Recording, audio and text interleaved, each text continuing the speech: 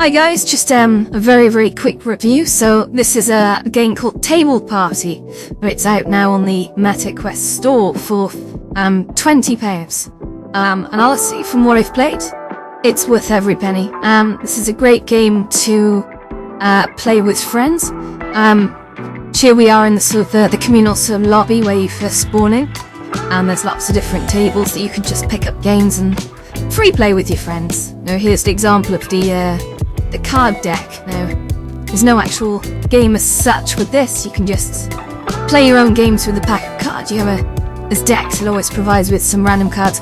This is the selfie stick over here, which I absolutely love. It allows you to take pictures of yourself in game, so you can sort of take pictures of yourself at the table just by pressing this red button on the top. And it says it flashes, it'll Polaroid a picture at the side, which you can go and stick on the far wall if you want. Yeah, anyway, so you can sort of just pull random cards off the deck and help yourself to some random cards, of which you can kind of keep them safe from prying eyes, just about. And yeah, you can. This is Ophelia sat opposite me, so we're not actually playing any games here. We're just testing out the mechanics. Every sort of we can drop cards on the table, of course, and if you can throw them around as well if we want to, and turn into Gambit from the X-Men. I'm not sure why we'd want to do that, but okay. But yeah, there's loads of games, and there's more coming as well. So just picked up a chess box. So this is a beer pong table as well, which you can see Ophelia and Jenny are playing beer pong at. It's posing with a chess box in my hand, printing another picture. So yeah, it's a really cute environment. With lots of interactive things in this, but this is only really the start. Here's the wall where you can kind of stick things on as well. There you go, you can see we've kind of really put a few things on that wall. There. Get the focus going on at this table.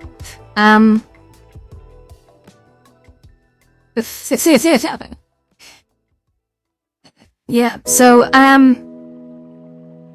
was Jenny telling me off for putting the chess box on the table yet? So what else have we got here? You can set down the seats, you can unfold the chess box, and then just freestyle play chess if we want. We'll show you in just a moment sort of what other games there are. And you can actually go to lots of other rooms. There's a few that are available in DLCs. And there's a few games that you have to buy DLCs for, but there's a decent offering for your 20 quid in here. You won't get bored in a hurry. And the games tend to be, I would say, between 2 to 4 players. For example, Whack-A-Mole, which we'll see a bit later in the video, can only be played by 2 people at a time. But then there are other games which can be played by up to 4 players. There's lots of sort of environments. There's a karaoke stage, I think, that might have gone in quite recently. The Fear is just testing the background there. It sort of puts a real-time echo effect on your voice when you use it, which is really nice. That being Jenny here, dancers ran over to check it out now.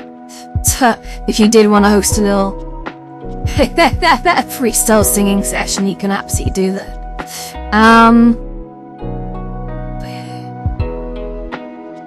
So this is the spooky room. If there's lots of pumpkins and little details, and there's a little 4-player table in the middle.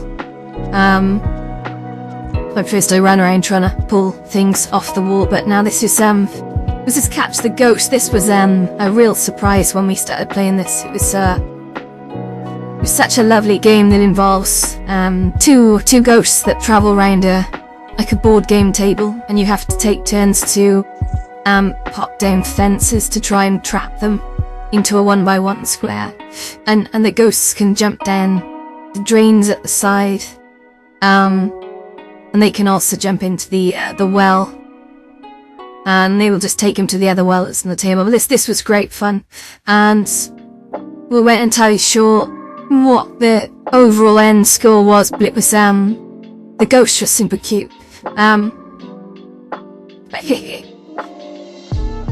we just kept on sort of playing. Whoever's the last to drop a fence piece that traps a ghost in wins the game, basically. So wins the point. And the person with the most points at the end of the rounds wins the game. So yes, this was it. This was a great game to sort of almost, you could be kind of either cooperative or competitive in it. And this was a surprise. I really liked this game. And the ghosts are super cute too.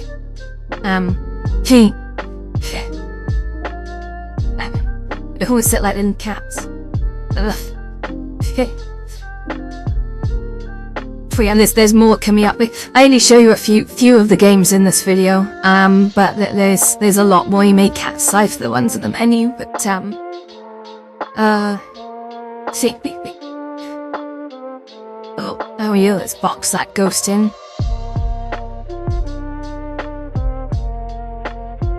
Yeah. Oh, I'm moving around. Yeah, every time it goes, they move one square in a direction. If they get to a drain, then obviously they just jump in a drain. No. Oh, pearl.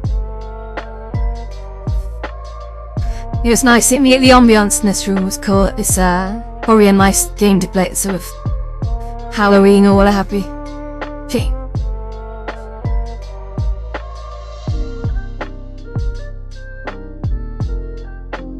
I think we'll be coming back to play this in time. And do I think it'd be great to get some sort of game nights together as well? We just sort of come in. I think it would be. I didn't notice there were any games that were above full players, but I'd be interested if there were. So it's interesting. It's not all board games in this. That there are some.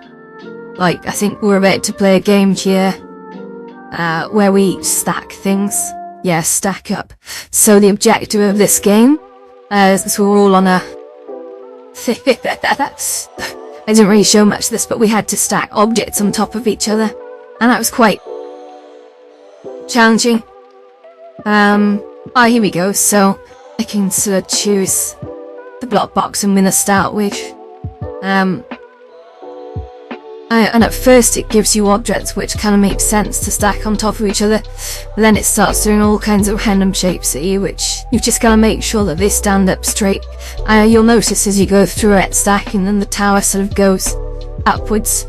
Yeah, this is great fun. I think I ended up at one point grabbing the lipsticks and trying to throw them at Jenny. I don't know if that did anything, they just seemed to come straight back. I think it was a cheeky attempt to offload. Foiled again.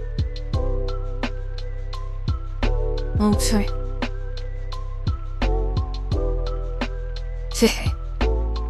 Yeah, Jenny won that round. Was surprised he came second, to be honest.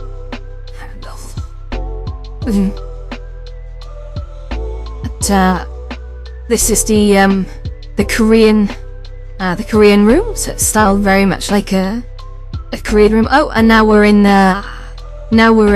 Whack-A-Mole. Now you can only play this maximum 2 players, and it takes you through a bunch of rounds that just get tougher and tougher as you go. The moles start wearing hard hats, which makes them a bit harder to sort of take down. There's a surprise boss at the end, and then this is the flying arrow game. This was quite nice. So again, everyone has a bow.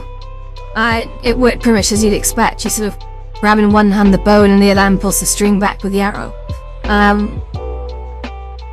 I was a bit better at this than I was at any other game, to be honest. It was quite interesting because as you start moving, it does get a bit tougher. It's a bit more frantic as you go down through the levels. But either way, it was it's great fun to play that game. Quite tough work on the arms there, I think. It's still effective. Firing arrows at each of their own 2 rounds. Yeah, this one I don't think I could play 2 games of this back to back because the arm work by the end of all the rounds, and this was it's quite heavy.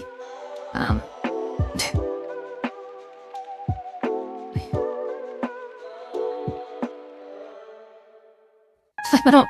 It's all in the wrist. Yeah.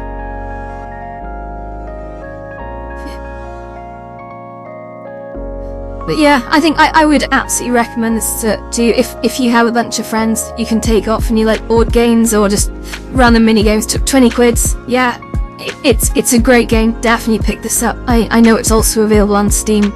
If you've got any friends there on the PC as well.